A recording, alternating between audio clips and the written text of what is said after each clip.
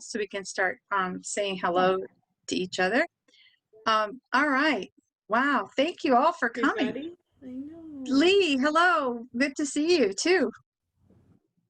And let's see, Trisha. I haven't said hello to Trisha. Oh, Natalie, hello. Just saw you the other day. Yes. You guys are like the dreamers, so I get to see you too. All right, and we got Linda. Okay. And I think I saw Ingrid. Ingrid, hello, there you are. Welcome. All right. So welcome, Trisha. Hi, good to see you. Good to meet you here. Okay. All right, so we have Catherine too.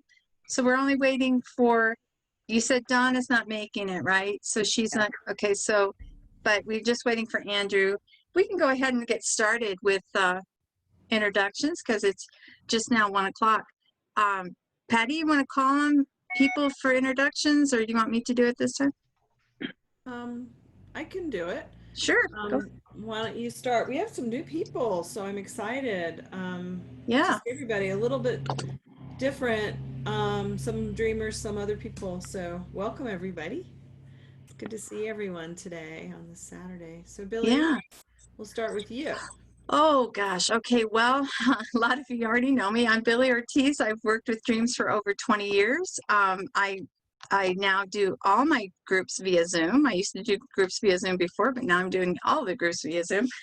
I love the tarot. It's another form of archetypal history and energy from the unconscious. So it's something that interests me a lot, and I love to learn more and more about it. So these have been great groups to stimulate all that.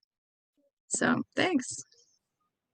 Yeah, and I feel really grateful that Billie and I have been doing these groups, because she's my brain in terms of details, because I love working with dreams and archetypes and metaphor, and I'm loving, I can't wait to get to my friend down here at the bottom, Pat McNeil. From way back, she introduced me into all this, Women Run with the Wolves and dreams, and so here we are 20 some years later.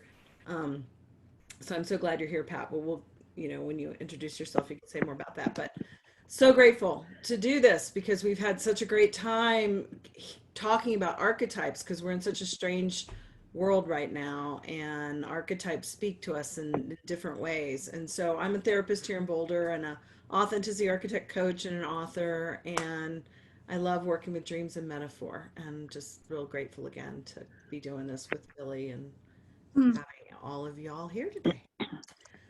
So, Bo, she's on mute. Does she have her sound off too, I wonder? I'm going to like knock on her door. Bo. Bo, can you unmute? Hello? Oh, she might have froze. It looks like her image froze. Okay, well, we'll get back to her. Nada? From the Detroit metro area. This is pretty new to me, and I love the idea of this a pandemic tarot focused group. Tarot is also quite new to me, so I'm just learning the cards, but it's great. I love it. It's really resonating with me. Glad you're here. Thank you for being here.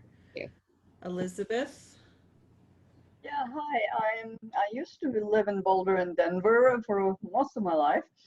Now I'm in the DC area in Herndon, Virginia, and I go back and forth with tarot. I've been in and out of it for at least 30 years.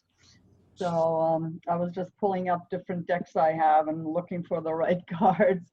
And I've been part of Billie's dream groups for 2004-05 on. Yeah, long time. So yeah, I really love this medium. I missed the workshops. I haven't been able to get back for a while, but I think it speaks to the heart and the soul, and it's important to listen. Yeah. Thanks, Elizabeth. Thanks, Elizabeth. Now, I always forget. I'm going to write it down, because Saharan is what comes up on your little It box. says Saharan, but it's Denise. Denise. There, I needed to write it down. Saharan. I have no idea how that happened. Yesterday it was Mark, and I thought I went in there and changed it. Let's rename here. I don't know how that happened. Saharan Dusters from the wind. No, oh, I know what it is. That's the name of his trivia team.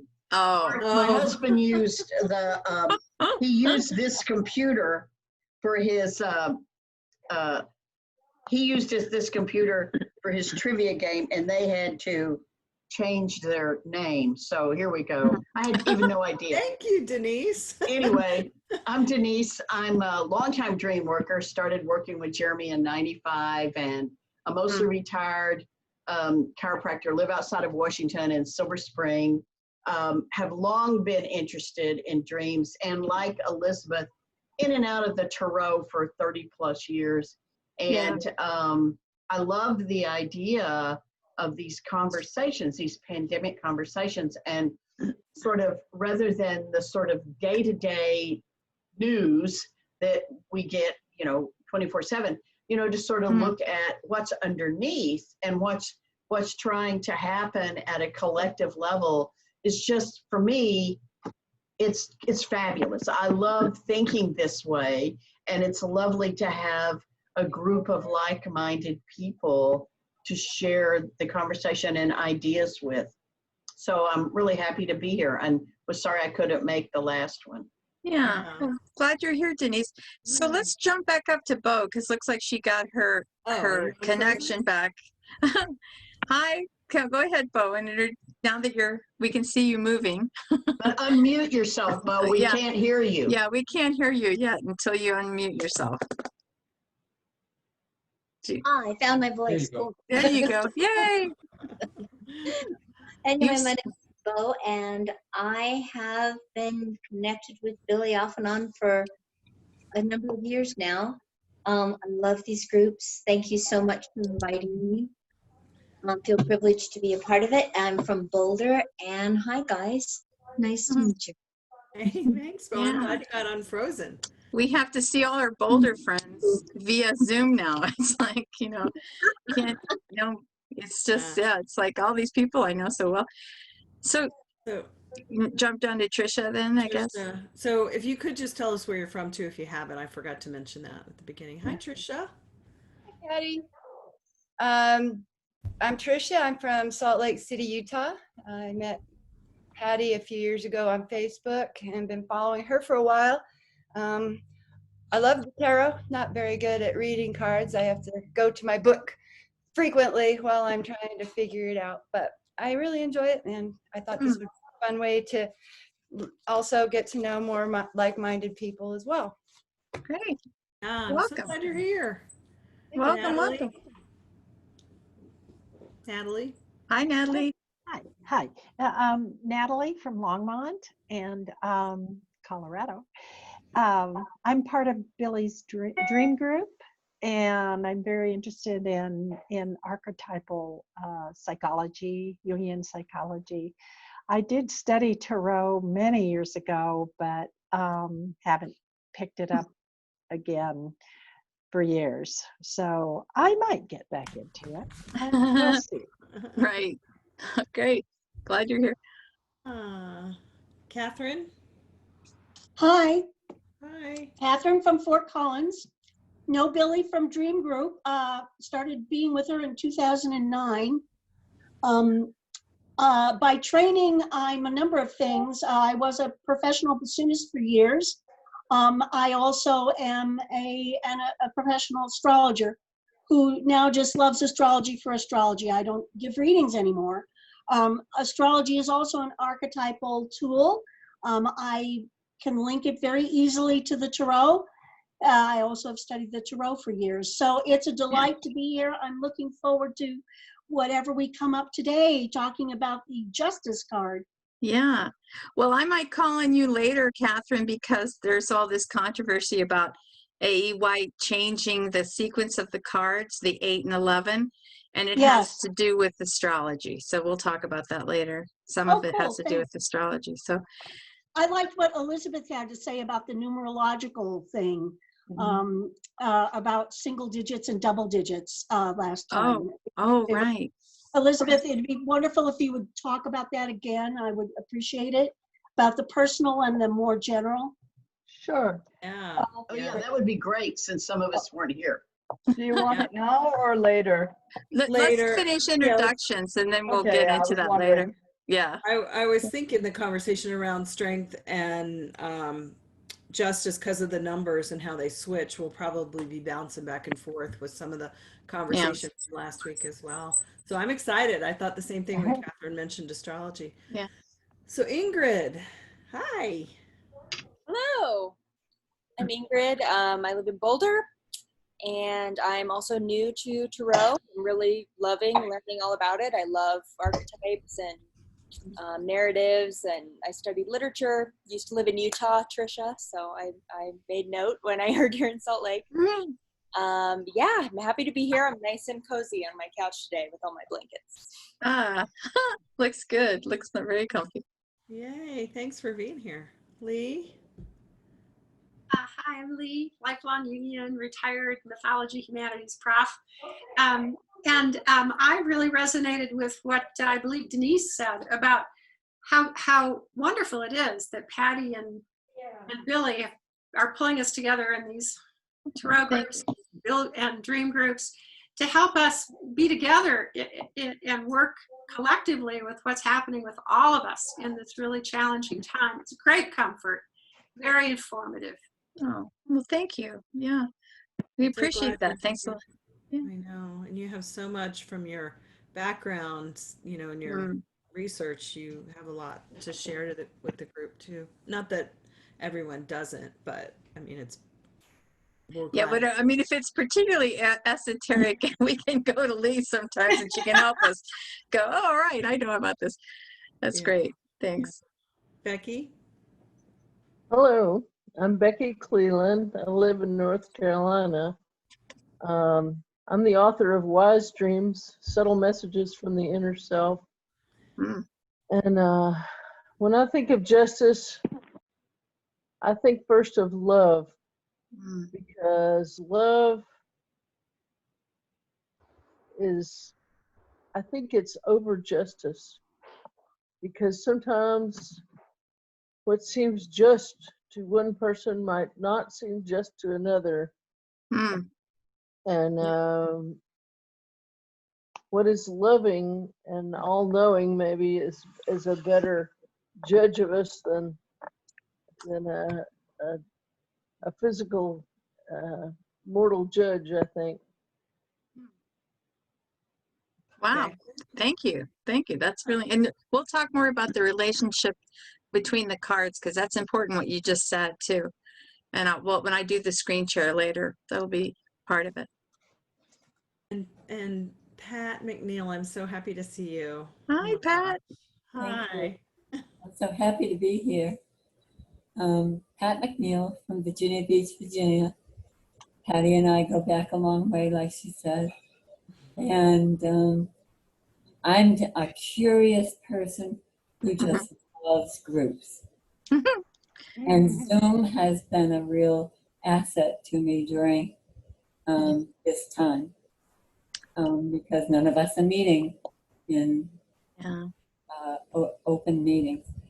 So I'm grateful to be here. I love dreams.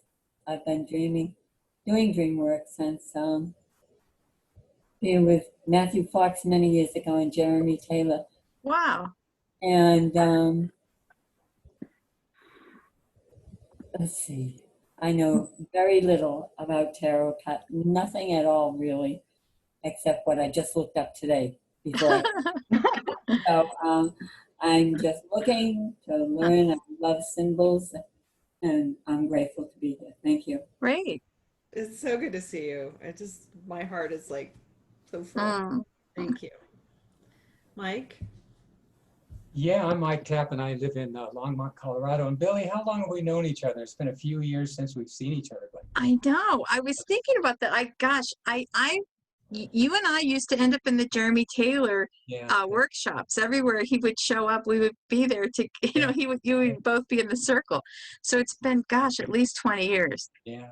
So Billie was really supported Irene Clerman and I. We were doing dream portrayal workshops, and the first time we ever did that was in one of Billie's conferences, where we started throwing on other people's jackets and things like that to portray dreams.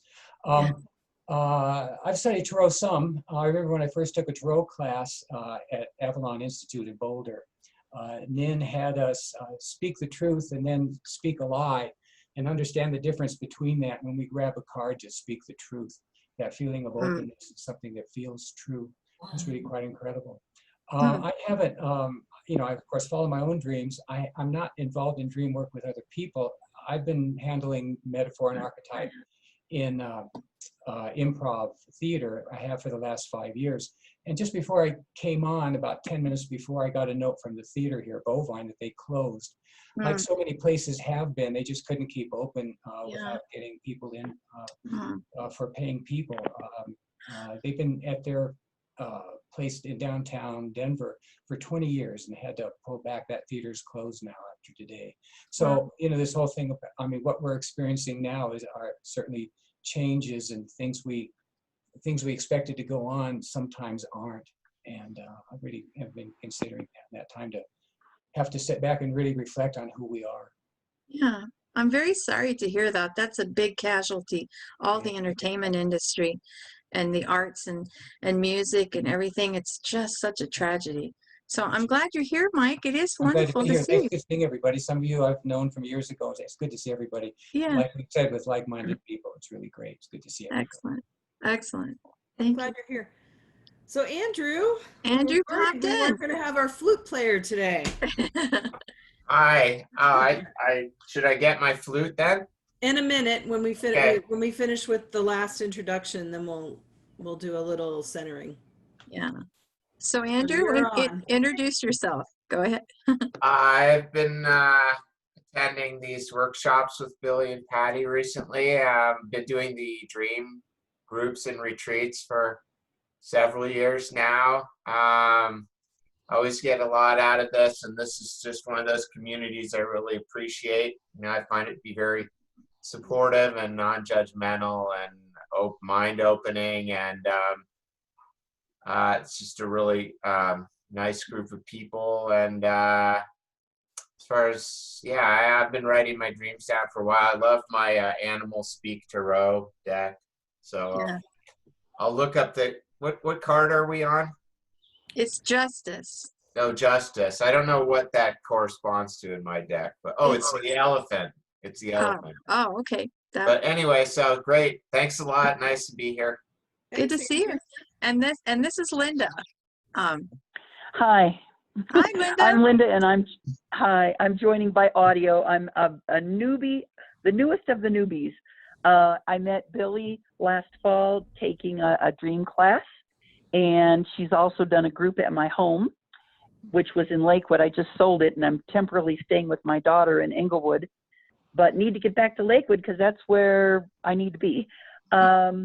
I am a retired clinical social worker. I worked with geriatrics for about 25 years, and actually 28 years. I'm selling myself short there. I'm interested in astrology. I studied a little astrology many years ago. I'm fascinated with tarot, and I'd love to learn more about it. My one, shall I say, obstacle, I am blind. And so seeing the symbols in the pictures, in order to choose a deck and learn about the decks, I would need to have visual descriptions of the symbols on the cards. But I really would be interested in taking a class and learning more about it. And so I'm on this call just to hear, just because, as Pat said, I'm curious. And go. Yeah. Go ahead. Go. So, I just said great. No, and I'm also on the verge of publishing my first book, and I'm also an actor with the theater company Family. Oh, yeah, great. Wonderful. Thanks, Linda. You know, I think it's interesting because there's so many images and details in each of the different cards that if we keep in mind that it would be helpful for Linda, I think it's also going to be helpful for all of us too, to say, well, in this card, there's for instance, I just noticed that there's a little dot. This is taller than this one. I was reading about that. So the pillars are taller in this card. And again, we'll go into more detail later, but just things like that show up in the card that if we can verbally say, I think that'll help us all. So thank you for being with us, Linda. Well, you're welcome, and thank you. And it also makes me think, oh my, somebody needs to design a Braille tarot deck. I thought Yeah, about Well, that. I can, definitely. you know what, I can do that. If I decide on a deck, if they're described to me and I choose a deck, I can braille them myself. That's not a Yeah. problem. It's just Wow. learning about the images in the pictures. Yeah. Catherine has her hand up. Catherine, you had something I to have say? a question for Linda. Have you always been blind? Yes. Okay, that's Yes. useful to know. Yes, thank you. Helps me know how to describe things.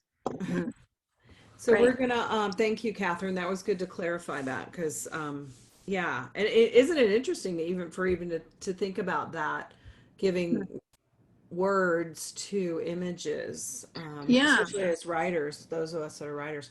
So we're gonna start with a centering. Andrew's gonna play the flute. Billy's gonna do the bowl. I'm gonna do a little reading, and then we'll get started with talking about this archetype. So which goes first, the bowl, the flute, or me, Billy? Flute. How do we do Flute. this? Flute first. You, then me? Flute, bowl, you. Okay.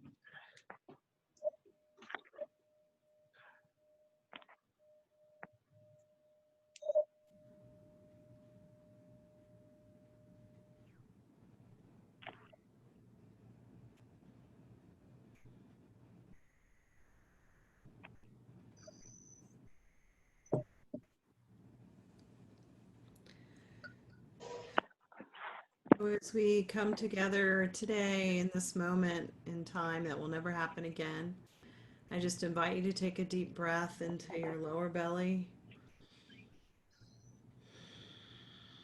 Exhale any tension you might be holding from the week and the morning and the day, and just let it go. And we come into the space of archetype. And we come together in this time to be with one another and to recognize the strength of community.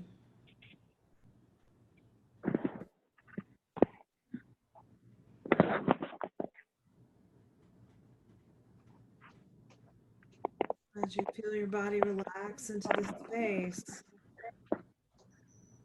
I'm going to read a little bit about what, if the card Justice could speak, what Justice might say. And if Justice spoke, there where spirit has the same dimension as matter, there where you do not know whether density is the root of either, or whether either is the midwife of density, there in this infinite and eternal balance is where I dwell. The fulfillment of the universe is my justice, that it may give to each galaxy, each sun, each planet, and each atom the place it deserves. Thanks to me, the cosmos is a dance.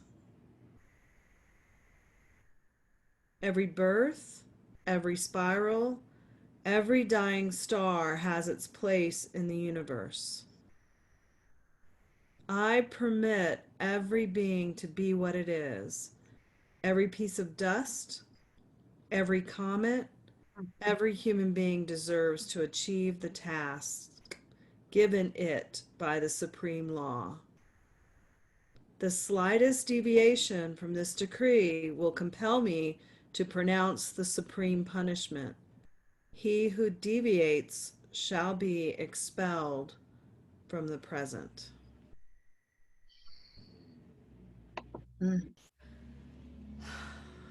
So as we come together in this present moment and come back into this space,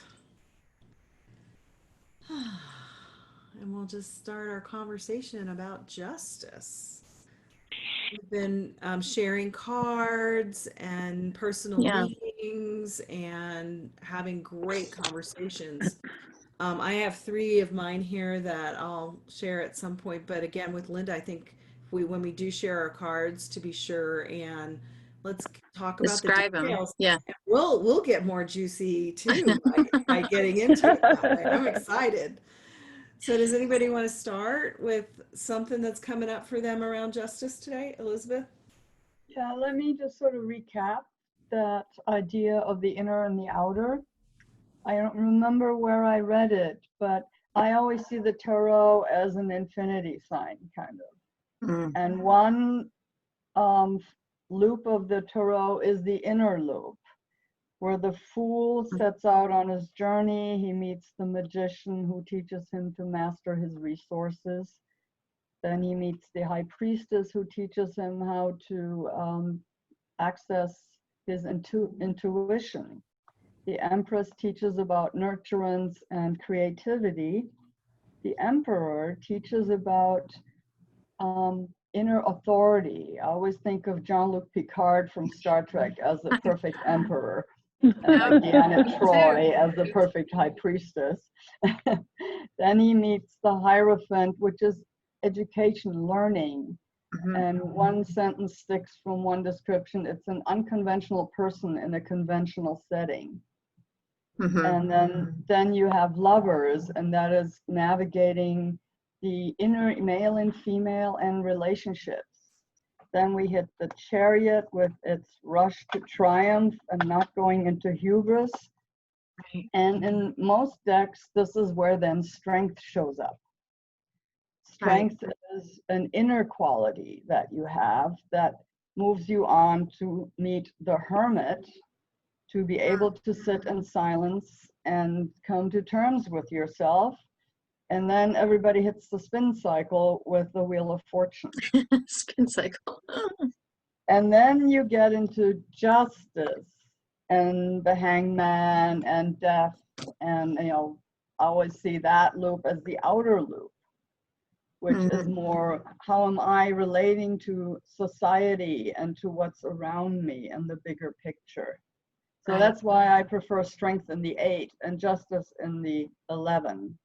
So can you hold up the cards, Elizabeth, the 8 and the 11? I thought we would probably be doing a lot of this today because those of you who weren't with us last week, sometimes strength is 8 and sometimes 11 in some decks, and vice versa for justice. So we'll probably be looking at strength again today. As this is the Rider Waite, the most traditional. And strength for Linda is typically a woman caressing a lion. So she is harnessing her animal strength and power. She's opening she's not the afraid mouth of it. Yeah. She's opening the mouth of the lion. Yeah. Correct. Justice in all cards I have is female, and often she sits on a throne and holds up a sword, flanked by the 2 pillars, which sometimes people say are the entrance to the Akashic records. Oh, wow. And she is never blind in any of the cards. Right. And there's also a German concept that I think we were talking about earlier. There's a saying, lass Gnade vor Recht ergehen. Let mercy go before justice, or what's right. Wow. So in a situation where the punishment is harsh and just, but there are mitigating circumstances. You let mercy go before what's just and right. Right. So in this one, which is the deck that I read from, keep yours up. Oh, okay. So this is the book I was reading from. It's Billie. Could you please say the author's name, because I always mess it up? Alejandro Jodorowsky. Yeah, and this is the Marseille. Am I saying that right too? Yes, the Marseille. Marseille and the Rider Waite are two original decks. I think this one and then Rider Marseille Waite came first. Yeah. And so I was interested in this one. I'm looking at the similarities between the Rider Waite and this one.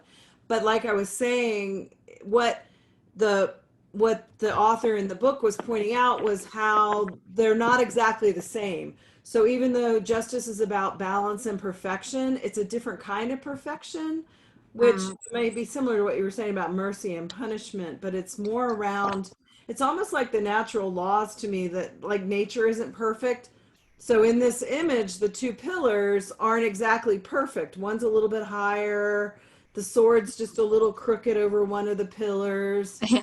And so he's talking about a different kind of perfect, not perfectionism, which is what I think we live in so often in our American culture, is, you know, trying to get everything exactly right. But perfection and balance is something else, I think, in this card, in this archetype. So you're holding up a different one. What are you holding up? I'm holding up the High Priestess, because she also has pillars, and her pillars are black and white. So those have been described as maybe the entrance to the Akashic records. But I'm also wondering what other cards have pillars, and so those are the three I see. Well, her High Priestess, Justice, and I'm looking through, the Hierophant. So maybe there's something about it being an institution of justice, the institution of higher learning. Right. Huh. And that's an interesting connection. So Bo, did you have your hand up before? Did you have something? Yeah, I kind of liked when everybody went around and said what justice meant to them. Did I miss that piece? Well, I didn't do it this time. I forgot. And then I thought, well, you know, it probably was okay because everybody has so much they want to say. It's better, I think, just to bring it in this way. So you didn't miss a thing when you froze.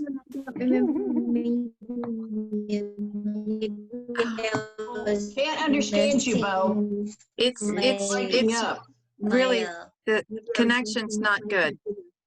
All right, now?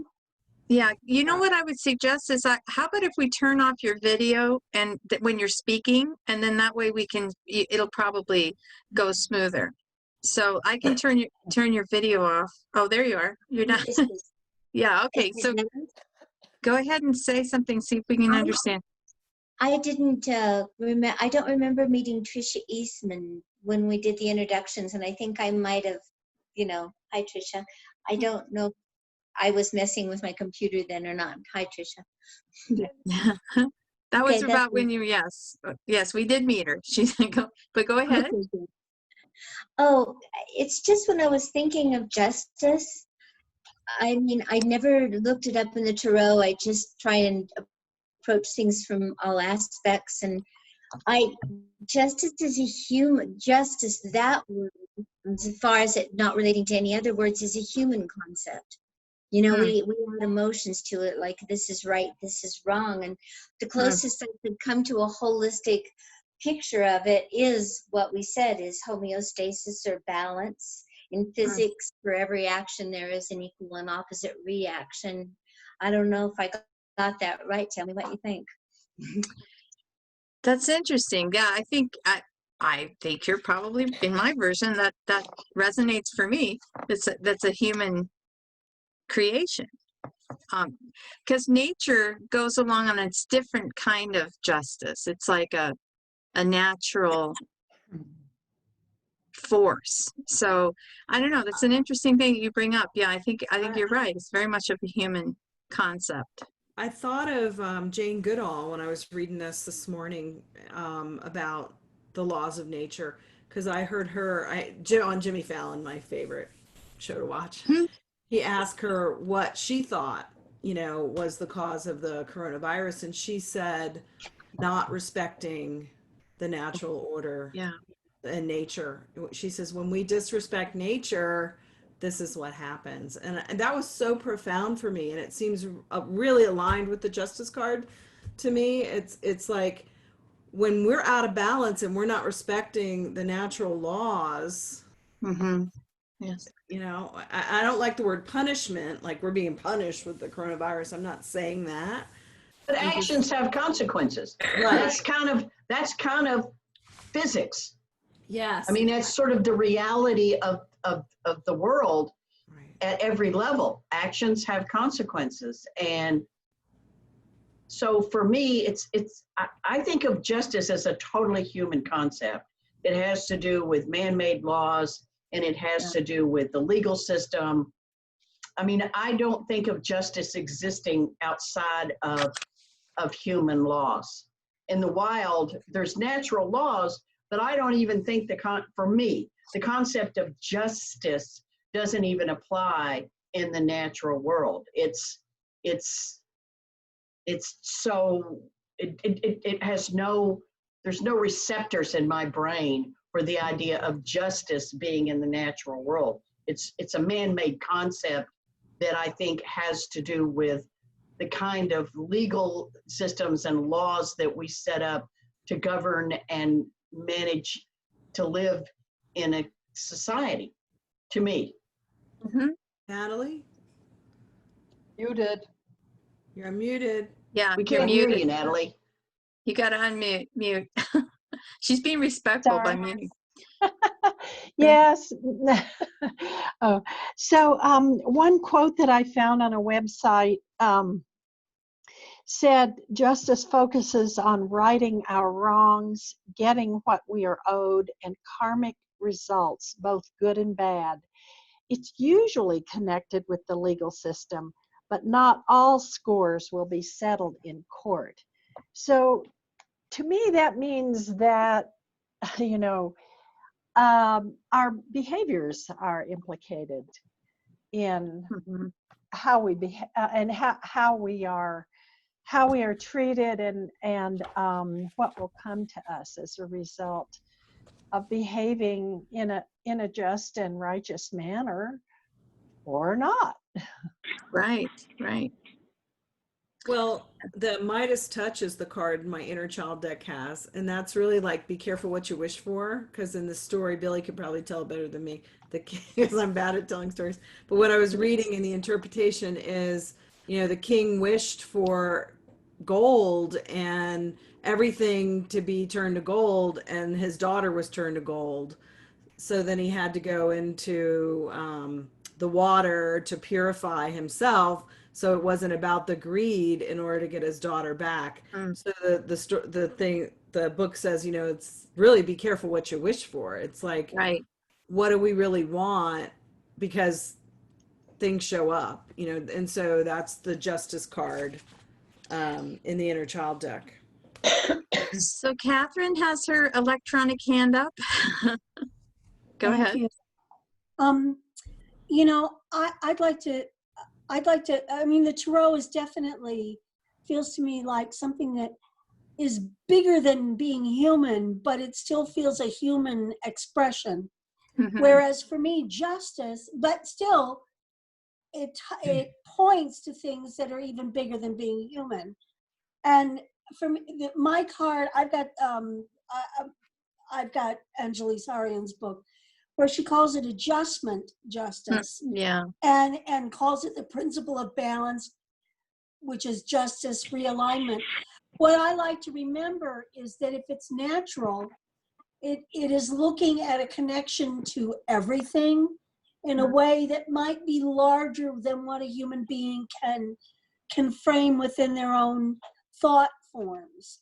And so I look at this card as touching on something that's larger than me, my mere human self. And that's what I have to offer. Do you have a picture of your card, Catherine? It's not very interesting picture, and I can show it. You can describe it for us then. Well, okay, yes, it's good for me to I've got it in this book. Yeah, I know what she's talking about. I can't tell from the picture whether it seems to be gender neutral. Yeah. The famous scales of justice are in view. Right. And it looks like there is energy Right. going to both sides of the scale so that the scale is in balance. They're level with each other, Yeah. Both sides of the scale.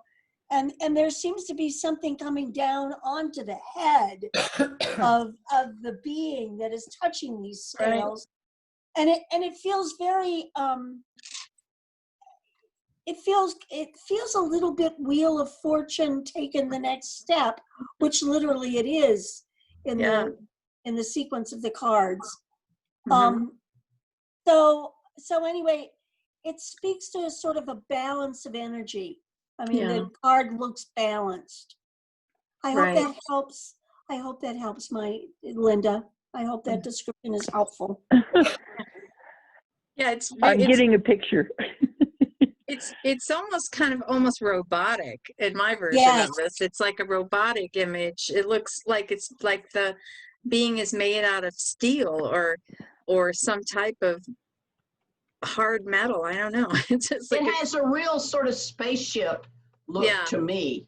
Right. It looks like a blue and gray spaceship with someone on the front and these sort of wings that are hanging down, and then these balls, these different shades of blue circular things in the bottom, and it looks like the same color balloons on the top. To me, it has a very sort of spaceship feel to it. I left out that the two hands are holding the sword as well, and the sword is pointed down. So this is from, for those of you who are new to tarot, this is from the Aleister Crowley deck, the Thoth deck. And in this introduction to tarot book that I use quite often, you can see it's pretty worn out. She compares the Rider-Waite with the Aleister Crowley deck. And so yes, he renamed it Adjustment. So I'm curious, and we've got Catherine talking, and then our conversation about astrology and the Leo Libra thing. So Billie, maybe do you want to talk about what you've got, and then Catherine, I are curious to see astrologically what you might want to. Well, this could be something you could study for months and years even, about why did A.E. Waite, who produced that Rider-Waite tarot deck, everyone wondered why he switched the 8 and 11 positions. So the most simple definition I could find is strength is traditionally the 11th card and justice the 8th, but the influential Rider-Waite deck switched the positions of these two cards in order to make them a better fit with the astrological correspondences worked out by the Hermetic Order of the Golden Dawn, this mysterious secret society. Under which this is Crowley. Yep, and Crowley's connected to that too. Yeah, so A.E. Waite and Crowley were in the Hermetic Order of the Golden Dawn, and so under which the 8th card is associated with Leo and the 11th card with Libra. Today, many decks have this numbering, particularly for the English-speaking world. So, I'd like to share some things. I did a couple of PDF scans, so I can see if we can get this up here so we can take a look at it, but this always is a little tricky, so hang on a second. There's a couple of blogs. If you search on, if you type into Google that says, why did Waite change the order of the cards, there's a lot of people that discuss about it over and over again about, why he decided on the sequence, and he wanted it all to have corresponding connections to astrology too. So that was part of the reason, I think, why but I mean, the author of this book, Hodge, the one I've been using for this class, and you can help me with the pronunciation of his name, Elizabeth. Is it Hodge? Hayo. Hayo. Hans Joachim Hayo. Hayo. Bansaf. Bansaf. Okay, so he looks at everything through the lens of the journey of the hero's journey with the tarot images, and he makes a very strong argument as to why all the sequence should have been left the way it is because of the relationship with the other cards. But I have to try to see if I can find get my screen share up here. I've got the Zoom screen so large, it's a little tricky sometimes. Hang on. Let's see. I know it's on my desktop. Oh, well, shoot. It's not letting me get there.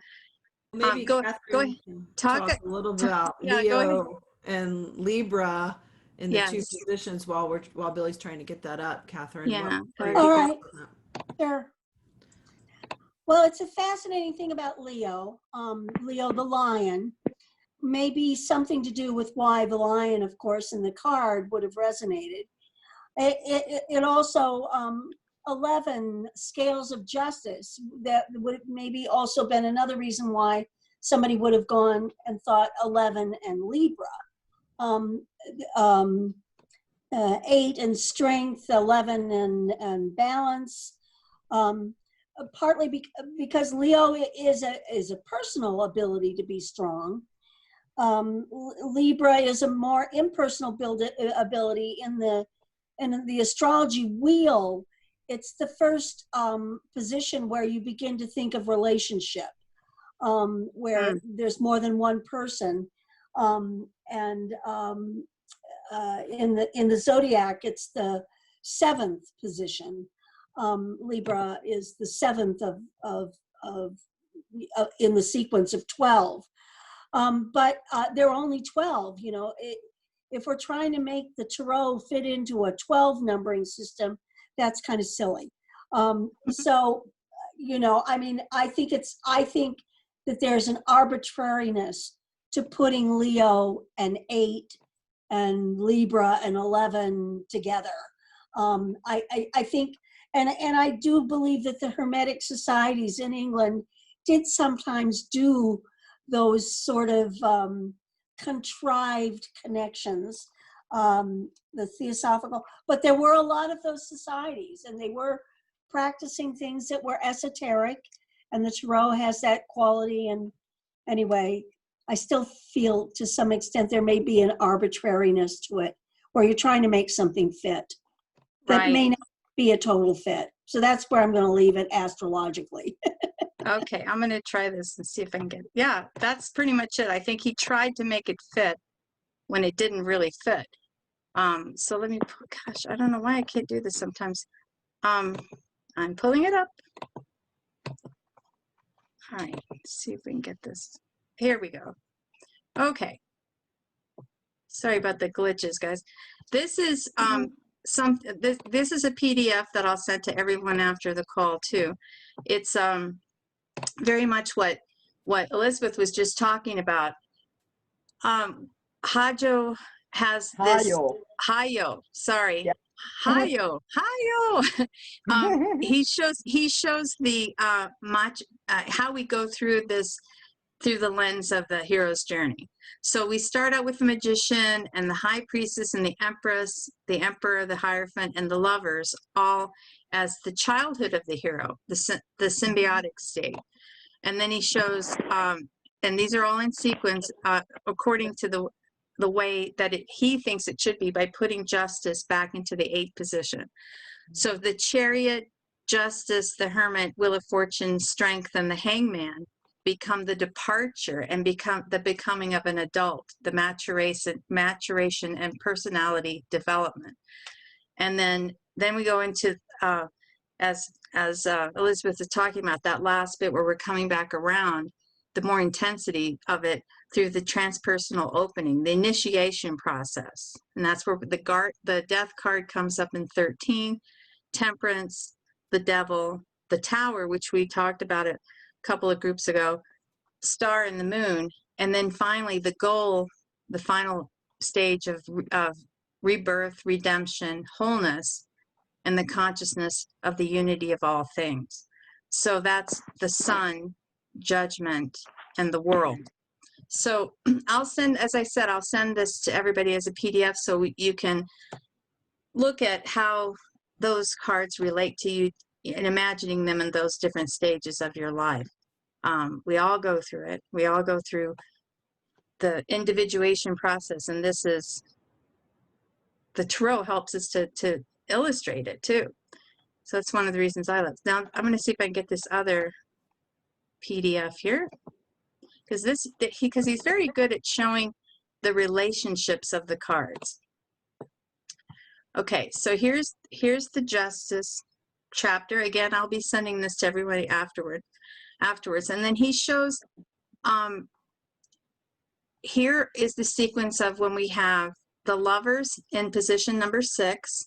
And Linda, this is the card where there's like an angel with really large wings and his arms are open. He's wearing a robe and there's clouds around him. And there's a woman and a man, both naked. So they're like in the Garden of Eden, it feels like. And as Elizabeth was saying, it has to do with relationship, but it also has to do with that part of me accepting both parts of myself in my version. And then it moves into 7, the Chariot, and this is a man in a chariot and looks like he's in some sort of suit of armor or ready for battle. And then he's in front of the chariot is a sphinx, 2 sphinxes. One is black and the other one is white. And what Hodge mentions is that the black sphinx is next to the Lovers, which is the more of the unconscious piece of how we make decisions. Sometimes we make decisions strictly from the heart. It's not something we discern and figure out with our intellect. So that's more on the left, meaning the more receptive. And then the white sphinx on the right connects with Justice. And so, and Justice is a woman holding a sword in her right hand and the scales in her left hand. So again, the sword representing decisive action, discernment, thinking things through, figuring it out intellectually, and then also though using that left hand of the balance of harmony that we're finding, we're using that we're balancing our intellect and our intuition. So I love how that kind of all connects, especially with the unconscious and conscious piece of with the Chariot card in the middle. So then he goes on about, again, why he thinks it should have never been changed. And even in the book, he puts it in, I was like confused about where he put it in the book, because he did put Justice in the 8th position. So he talks about all the heroes that acquire their swords for the first time, Parsifal and King Arthur, and how that's a stage in our life that when we reach the maturity and we're able to develop our ego, there's a chance, then it's like we get our metaphoric sword. We get the ability to make those swift decisions, to figure things out quickly and more appropriately with decisive action. So here he shows the combinations between the connection between the Emperor, which is number 4, and as if Justice is in the original position of 8, he shows that this is the Marseille deck. So Linda, this one is like a king kind of leaning back on resting his arm against his throne, and he's holding a scepter in his right hand. And then next to it is Justice, and she's got the scales again in her left hand and a sword in her right hand. So he talks about how they correlate together, because if you have Emperor and the number 4, doubling it becomes strength. So they connect in that way. And then, oops, sorry, there was something that popped up. And then here is, okay, so then he shows the Empress, and she's sitting on her throne with her scepter in her left hand and her shield in her right hand. And then the lover card next to it is showing two people and the angel-like guy in the middle. And this one even has arrows with the the Cupid with the arrow shooting towards the people. So it's like the Empress and her doubling. The lover represents the archetypal left, which dominates the matriarchal structures from the Tarot of Marseille. So then he always ends up with every chapter. He kind of gives a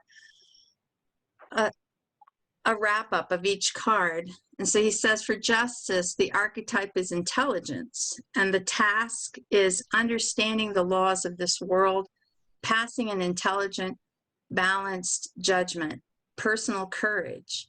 And I'll show the Osho Zen Tarot changes strength into courage. So I think that's important too.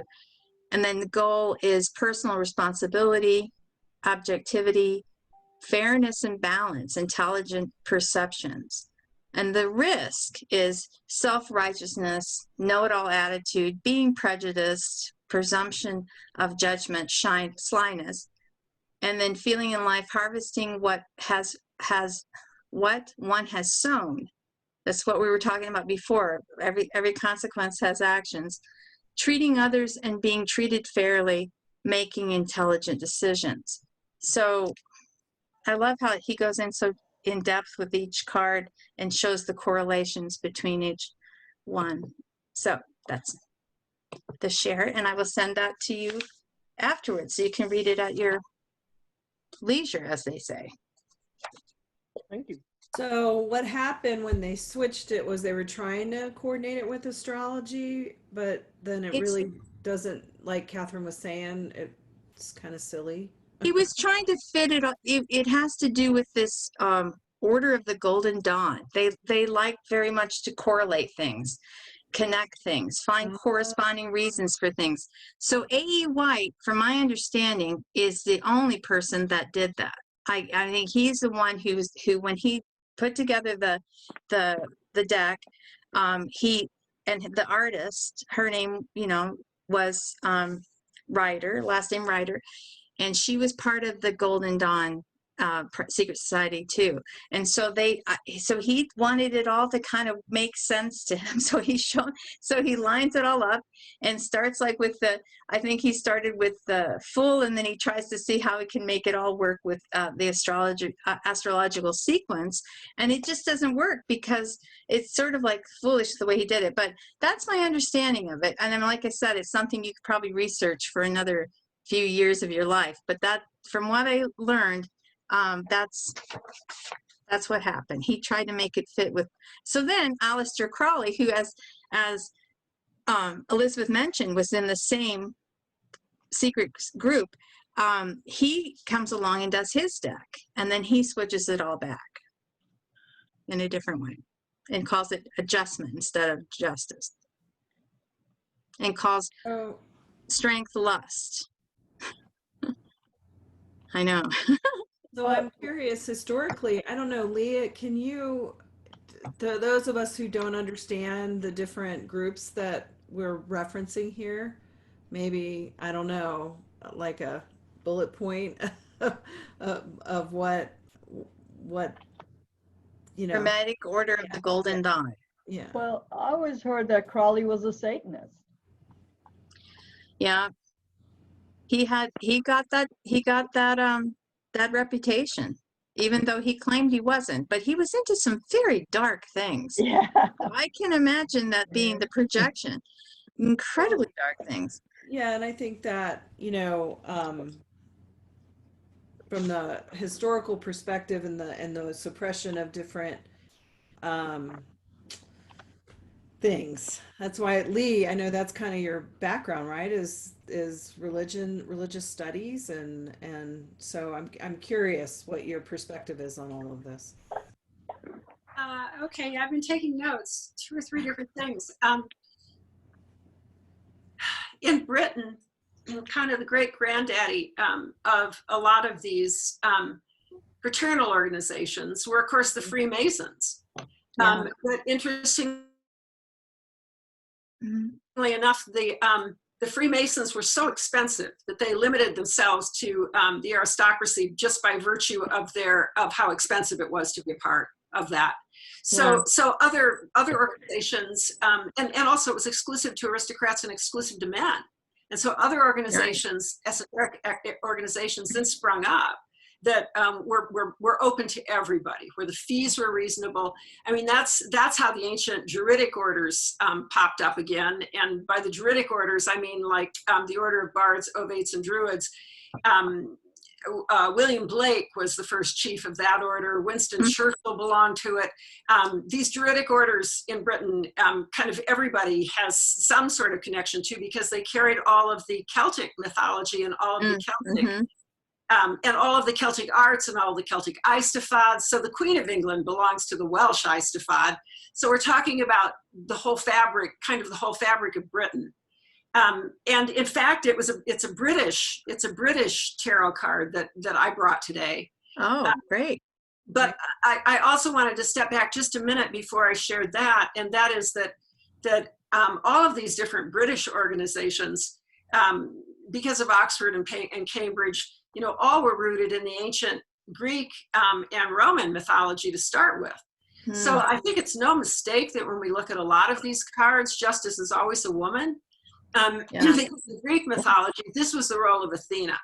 Athena, it's Athena who's holding those scales of justice, and it's Athena that creates Athenian society, and it's Athena that is the guide of all the heroes. We're really talking Athena here. So I think that she echoes in all of these different cards. But I'm just assuming that everybody knows who Athena is, so I'm not going to say anything more about that. But I did bring a tarot deck and book that I just got. It's relatively new off the presses. This is the Druid Craft Tarot from Britain. The book looks like this. Wow. The card looks like this. Can you describe it for Linda for us? Yes. I don't know how many of you know what the Brehon laws are, but the Brehon laws ruled the Celtic world before the coming of Christianity. And many people believe that the Brehon laws that ruled Britain before the coming of Christianity were much more humane than Christian laws that replaced them, because they were not misogynistic. They respected the equality of both men and women. They were fed by an understanding of both male and female divine. And so the Brehon law was a powerful, beautiful thing to know about. And both men and women were trained in the law, and both men and women were judges. So this picture of justice is an ancient Celtic Brehon Irish judge. The greatest. So how do you spell Brehon? The Brehon laws are spelled Brehon. Okay, thanks. Laws. And this is one of the most famous women, both Druid and judge in Ireland. And her name is spelled Brigh, Bree. And this whole mythology, of course, is saturated in nature. So this kind of brings us back to nature. And let me just read to you some of the images, because that also actually describes the picture.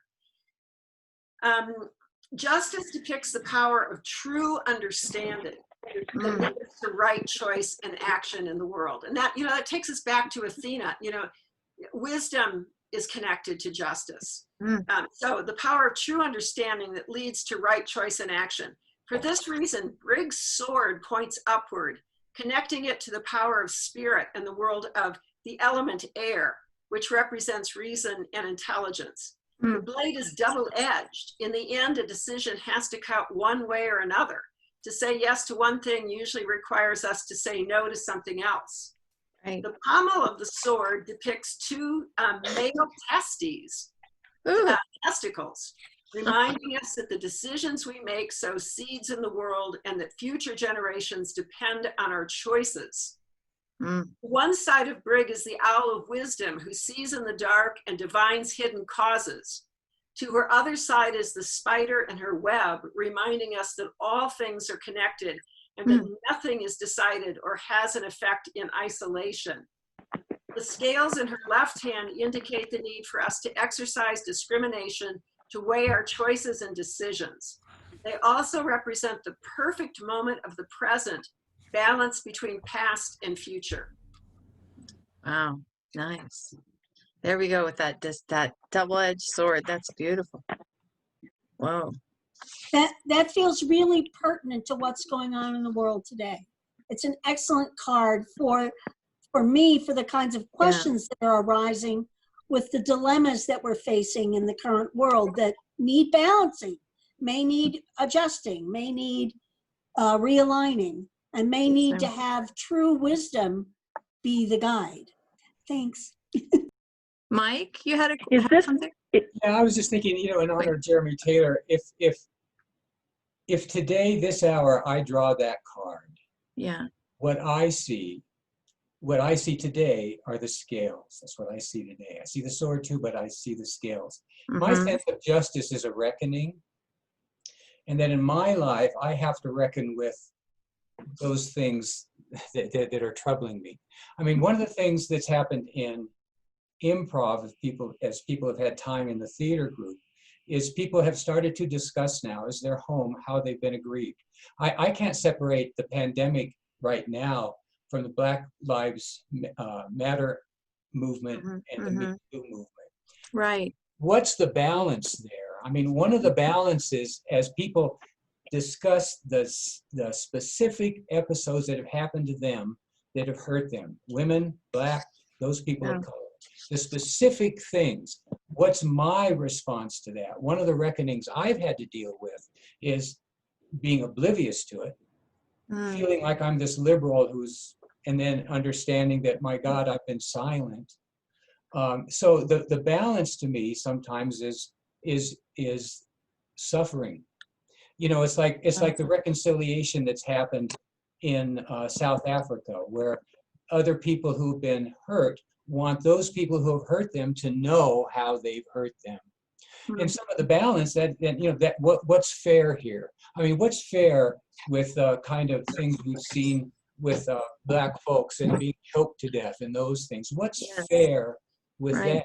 And one of the fairness is I hurt. And because I hurt and because I suffer, I'm doing more things about it. That may be the balance to me. It's not, it's sometimes hard to say if that's a balance, but it's something on the other side of that scale, from the hurt to the response to that hurt. So to me, if I draw that card, it's a reckoning that I have to look at for me. Now, in other times, I might see the sword, I might see the discernment. Right now, I see the scales, and people have time to look at those scales and see what the heck they're weighing. And I'm doing that too right now in my life with my card that I draw today. Excellent. Thank you. So Linda, were you trying to say something earlier? Yeah, I was just wondering, when Lee was talking, was that deck that she was reading from, what is that called? Was that the Bree deck? This is called the Druid Craft Tarot, and it's put out by the largest Celtic Studies order in Britain. Great, thank you. The Druid Craft Tarot. Denise? Well, you know, I want to sort of speak to this too, to sort of what Michael was saying. And I mean, I think that being someone who was raised up by extraordinarily liberal parents in the South, I mean, there's stuff that I've seen for a long time. I mean, you know, I feel very, very, very fortunate that I could call somebody a motherfucking son of a bitch. My parents would not have been happy about it. But if I'd used the N-word, they'd have knocked me into next month. Sure. That was just not okay in my house. And I feel very, very, very, very grateful for that, because my cousins routinely use that word. And I think as we move forward, and as us as liberal white people hear and see and hear, I mean, one of the things that comes up for me about the justice card, Michael, when you were talking about the scales, and one of the things that happens to me when I hear that is the scales have been taken from a bunch of our eyes. I mean, the veil has been lifted, and what people of color and Black folk in this country have experienced for umpteen gazillion years, that it's sort of like, yeah, oh yeah, you're just figuring that out, white folk. You know, I mean, we're getting a chance to see in all its ugly glory how it has felt to be treated. And not that we will ever know exactly what that's like, but, you know, because I don't think the scales can balance until we can see clearly the imbalance that's been there all along. Yes. And I think a lot of people have just not, and part of it is our education system, and part of it is the Daughters of the Confederacy whitewashing and mythologizing all this crap from the Southern history, blah, blah, blah. But I think that part of what we're being asked to do, you know, it's interesting, it's very, what's the word I want to say? There's a word that I can't come up with right now. Ironic that the Lady of Justice is blindfolded. And it's like, to me, there can't be justice until the blindfold is off. Yeah. So go ahead, Elizabeth. Well, I think one of those things that I do think, especially women, have an idea of what it's like to be treated as less than. I remember we're in college and, you know, we run into a guy and he's white, but he's a horribly sexist pig, you know, so we label him Read those. But if he had the same interaction, and he probably would with a black person, a black woman, she'd call him a racist. So Yeah. I always think of Jeremy Taylor saying sexism, racism, and homophobia are mental illnesses based on projection. They're a trifecta. They go together. Mm-hmm. And another story quick is I was at a conference or a business meeting in Palm Springs, California, and we're all going to dinner, and there's one black colleague from Texas. He was seriously, and you know, it's a sort of like the Boulder Mall, it's open, there are a lot of shops, and he came to me and he said, you know, I'm really afraid that I might be arrested here. Oh. And I said, what do you mean? You know, no idea. But he, as a black man, literally felt threatened in this all-white upscale neighborhood that he might be picked up and threatened. So I sort of threaded my arm through him, and we just kept walking and talking. And because we're all professionals, we're all at the same level. It blew my mind, but it opened my eyes. Right. Wow. Whoa. Thank you for that. Yeah, I know. And I liked, you know, mentioning the sexism, racism, because for me, you know, my interest has always been in Mary Magdalene. So I bought this deck, the Magdalene Legacy Tarot. And it's interesting because there's so much history, and they use a lot of images from, I don't know, it's too much history for me. But I thought it was interesting, and Lee, I know it's like too much detail. I'm more into feeling than thinking. So anyway, it's Joan of Arc, and so Lee, I want to refer back to you because the little piece in here is that it was she was declared a saint, but she was burned at the stake because of, can you fill in the blank for me? Heresy. Right. Yeah. So. Because she heard the voice of God, and they didn't believe that she did. Right. Oh, she was a woman. Right. She was a woman. She was a woman hearing the voice of God directly. But then there was a woman who what? I didn't hear what you said, Lee. Go ahead. Yeah. That she was, you know, back in the day, yeah. The church line was that nobody hears the voice of God directly except maybe the Pope. You know, it has to come through all this intercessory stuff. And that not only was she a non-ordained person hearing the voice of God directly, she was a woman. Yeah, right. I know. So and she was being held by the British. Yes. She was not in French hands at the point of all these, you know, so she was an enemy to boot. And to really confuse everybody, and including myself, Catherine, is in this book, it says it's Cancer. So you can see the 69 up there at the sword. It says it's... Oh, it's related to Cancer. Astrology is Cancer. The great feminine. In astrology, the great feminine. But there you go. So anyway. So Well, Catherine, and some people, I think some people could say, I don't know, maybe this would be something you might say something about, Lee, but when I think about that, I think about part of the reason that she pissed people off was that unconsciously she was channeling the Great Mother. She was channeling the goddess. ooh. Yeah, Yeah, we got Lee. Lee and Catherine both have their hand up. So Lee, go ahead. Did you have more to what you wanted to say with it? I guess I will pipe up with something, and this just shows my very high level of trust with this group. It's important not to assume that everybody in a group has a white identity. I do not. I'm what's called a Black Celt. There's a museum to the Black Celts on the west side of Ireland. I'm mixed because I have Portuguese blood and Spanish blood and Moorish blood, as well as Native American blood. We Celts went all over the world. We mixed with a lot of people, and a lot of us have Black or brown identities.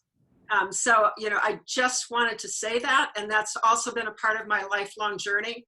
So I have childhood, and I grew up in Black and brown neighborhoods, childhood experiences of having the N-word coming at me.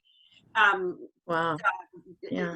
Experiences in college of having everybody who were Black or brown booted out of the sorority because it turns out that we shouldn't have been pledged to begin with because we didn't pass the racial tests of the national organizations. So, I mean, I got a lifetime of this. And in my 3 different degrees in literature, religious studies, and contemplative psychotherapy, every time they were Black and brown studies components to what I've been doing. When I taught mythology, one of the things that I've always done, and it's part of the reason I think I was popular as a mythology teacher, is I said I would like us all to check our concepts of Black and white at the door. That's not who we are in the world of mythology. Mythologies come out of specific ethnicities. And all of us, if we talk to our grandparents, participate in this incredible panoply of specific ethnicities. It's like, in terms of quote unquote Native American, there are 574 tribes, every one of which is a different ethnicity. And for me, it was Marcia Eliade that really saved me because when I studied with him, he said, girlfriend, you're a mixture of all of these ethnicities. You can walk out of thinking in terms of Black and white because those were racist terms from a 19th century racist biology that we all need to dump. And let's move instead into a collective unconscious that embraces and celebrates all of us. So that's just a little bit of my background. Excellent. Well, thank you for sharing that, Lee. I knew some of it, and I'm glad you clarified even more for me. Thank you. Bo, you had your hand up, both in live person and electronically. Yeah, for me, what I've been doing is digging a little deeper, and I don't think for me that prejudice is as obvious as I think I think it is. I think it goes so much deeper than that. There's a sludge that you have to deal with, a programming, and it's like world, local, family, sexual orientation. I mean, it's how you view things, but it's also the meta messages you get from the moment you're born. From the media, from your families, eye gazes, body language, and all these things have no words to them. So they're really a fight to find out and to bring up and to put words to them and go, wow. Because in first look at this thing, I go, I can't believe that's me. I can't believe I feel that way, or I can't believe I have that thought. But unless you confront that you have that thought, you're not going to heal it. And it didn't come from you. So it's also a struggle in being compassionate with yourself, going, okay, is that your intent? No. Well, then calm down. It's not who you choose to be. And that's the point. What is our intent? But I'm finding that digging through all this sludge, it's like I do a certain amount of spiritual work, and there's a certain amount of water flowing. Okay, but on the sides, there's all this sludge. You have to turn around and chip away at the sludge so the water can flow more freely. And I'm hoping that for all of us, once we get to a certain point of saturation, that it'll just start breaking loose on its own. Wow. All right, there. Yeah, thank you. Well, that's like the purification in the Midas touch story. You know, he has to go into the water and cleanse all these old ideas. So I think we're coming to that time, aren't we, Billie? We're at that place where we have to bring it to an arbitrary close in honor of Jeremy Taylor. So any closing thoughts that anybody wants to give us here at the end? Wow. Well, one little blessing, I guess. I hope those of you who come from European traditions really dig with great glee into the very specific proliferation of ethnicities from Europe and from the whole Western world. I know, that's beautiful.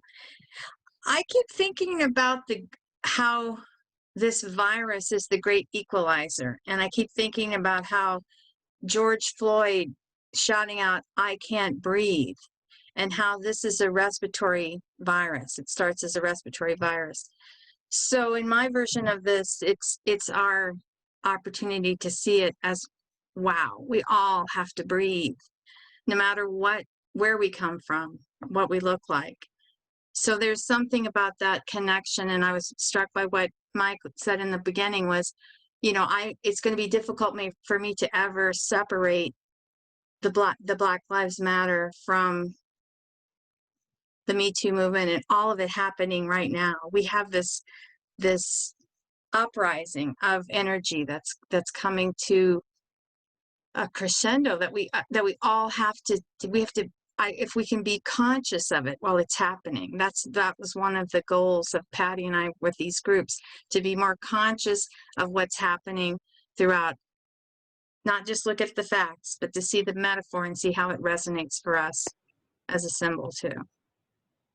We've got a couple more hands up. Catherine, you had something you wanted to say? Yes. I'm going to say some astrological things. This is a time where a very, very, very significant energy that is associated with the planet Pluto is currently up for the United States and actually up in the world. It's in the sign of Capricorn, and it currently is moving backwards in the sky. But Pluto has everything to do with transformation. Yeah. And when it is going backwards in the sky, it's asking me to transform myself internally.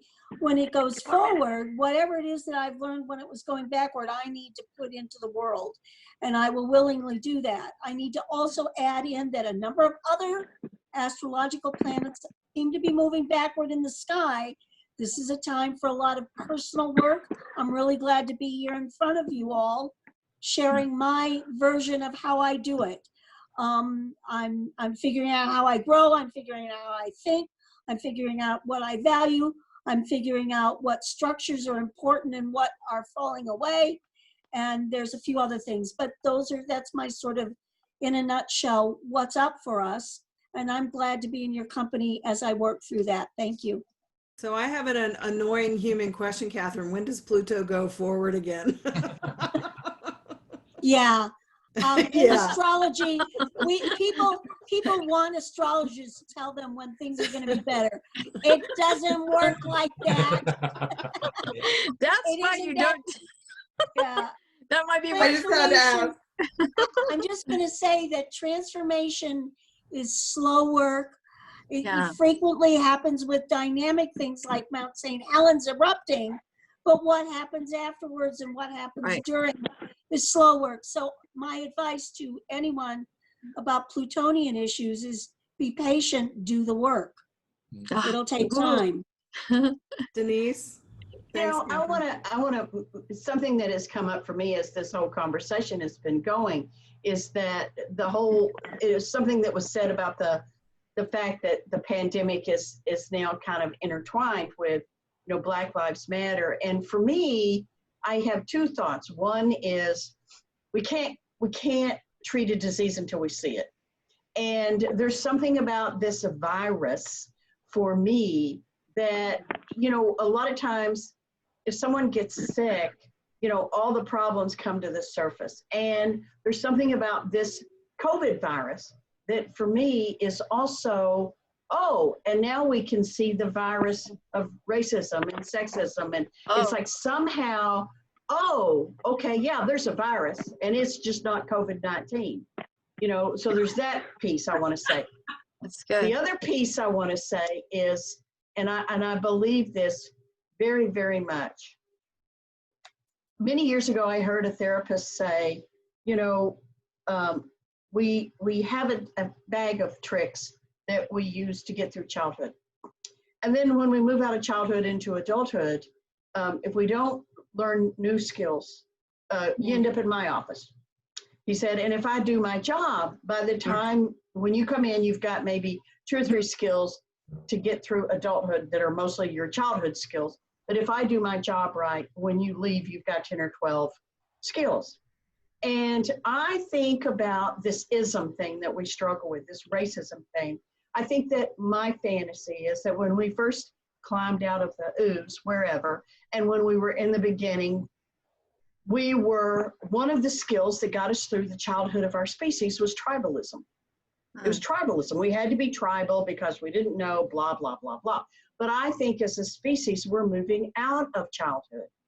And I think that part of our task as a species, our evolutionary task, is to evolve into another set of skills, which does not involve tribalism. Tribalism was a skill for childhood. Wow. That's where I'm at with it. Seems to be related to the hero's journey that Billie was talking about and the progression of the tarot. It makes a lot of sense.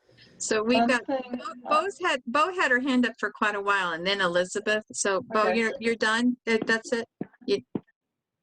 Bo. I just didn't turn it off, I think, when I spoke. Thank you. Oh, okay. Okay, go ahead, Elizabeth. One thing I think I've been thinking of for the last 10 years or so is that the challenge that America really faces is creating healthy communities. Because as you're saying, now we have tribes, you know, the white supremacist tribe, the left wing, the right wing, wherever people get put in the buckets.